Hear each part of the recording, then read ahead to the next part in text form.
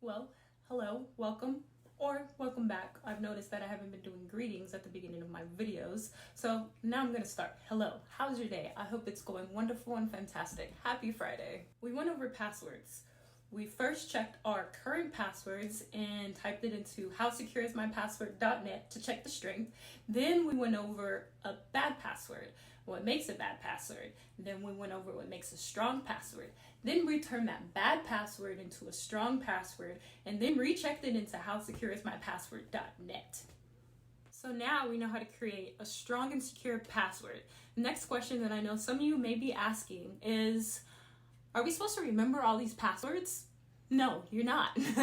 That's the beauty of it. There's something out there for that. There's something out there for everything in this world. You just have to be willing to find it. Well, then how are we supposed to remember all these passwords, Rose? First tip, don't write them on a piece of paper or anywhere where it's visible. Don't write it on the sticky note. Don't write it on the whiteboard. Don't write it in any place where it's visible. Even if you leave alone, even if no one comes into your room, don't do it. That's not safe. Well, then where are we supposed to store it? A password manager. A password manager is very good because essentially you only have to remember one grandmaster password. And that's great. Who wants to remember 75 different passwords for all the 75 different apps that you have on your phone? Not me. Now, I know some of you are thinking, why would I use a password manager? That's an extra step that I don't feel like taking. True, quite true, but let's take an example. Let's think to the last time that you logged onto your account on a website through Safari on your iPhone or whatever Android people use to get on the internet, sorry. Didn't all you have to do was show your face and all that stuff was automatically populated? Where do you think all that is stored?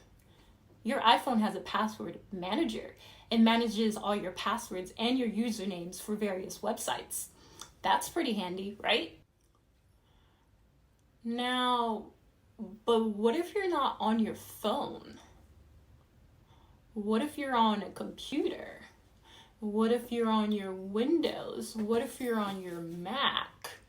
And you can't just automatically show your face or scan your fingerprint or whatever it is that you do.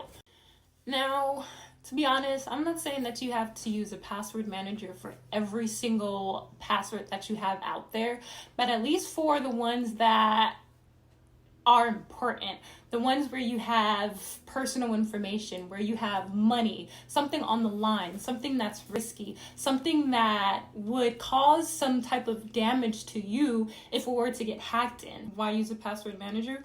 Because we're going to have multiple passwords, right? We're not going to use the same password for every application, right? Yeah, gotcha. You only have to remember one grand password, which is great. Be sure to make that one grand password secure.